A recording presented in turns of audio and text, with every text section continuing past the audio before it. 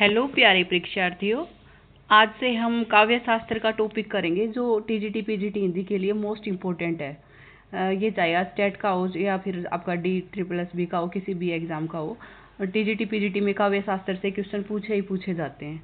तो इसमें है ना, ये काव्य शास्त्र में आएगा जी अपना काव्य शास्त्र का इतिहास।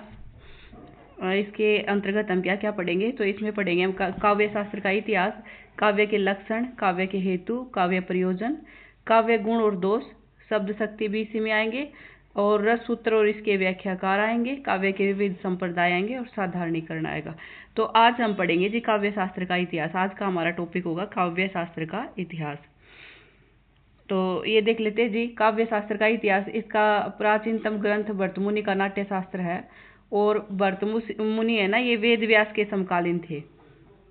अगला इसके देखो इसके हम ये देख लेते हैं। भर्तमुनि दूसरी शताब्दी का है, भामह छठी का, दंडी सातवीं का, उद्भट आठवीं, वामन नौवीं, रुद्रट नौवीं, वामन आठवीं, रुद्रट नौवीं और आनंदवर्धन 10वीं शताब्दी के हैं। अगर सीक्वेंस से लगाने आ जाए ना कौन बड़े थे, तो इस तरीके से लगा लेंगे। तो इसकी ट्रिक हम याद कर लेते हैं। हमें याद कैसे रहेगा, तो भर भाम दौआ रुआ। क्या ट्रिक है, भर भाम दौआ रुआ।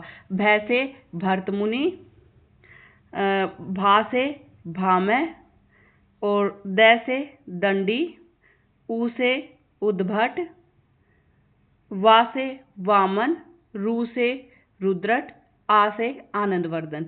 तो ये सीक्वेंस में लगाना भी आ जाए ना कि कौन से सबसे बड़े थे, तो इसको हम आसानी से लगा सकते हैं। ट्रिक याद रखिएगा, भर भाम दौआ रुआ।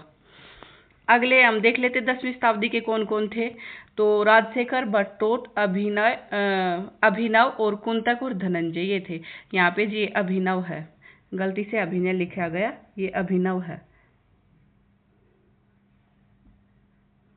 इनकी ट्रिक क्या होगी कि ट्रिक है इसमें राजशेखर, एक सेकेंड, राजशेखर भट्ट अभि कुंतन धन, राज भट्ट अभि कुंतन धन, ये याद रखेंगे हम।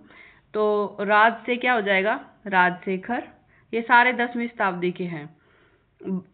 भट्ट से भट्टोट, और ये अपना अभी से हो जाएगा अभिनव, और कुंतन से कुंतक हो जाएगा, और धन से धनंजय हो जाएगा। तो 10वीं शताब्दी में कौन कौन आ जाएंगे, राजशेखर, भट्टोत, अभिनव, कुंतक और धनंजय। अगला हम देख लेते हैं इससे आगे के, ये 11वीं शताब्दी के हैं जो भी हैं। महिम भट्ट, भोजराज, क्षेमेंद्र और मम्मट। तो इनको याद करने के लिए हम याद रखेंगे मही भोज क्षेम। ट्रिक क्या है, मही भोज क्षेम। मैं से महिम भट्ट, भय से भोजराज, छे से क्षेमेंद्र और मैं से मम्मट।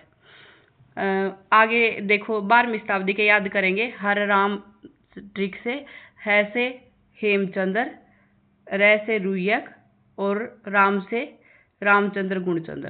तो इस तरीके से 12वीं शताब्दी के याद हो जाएंगे।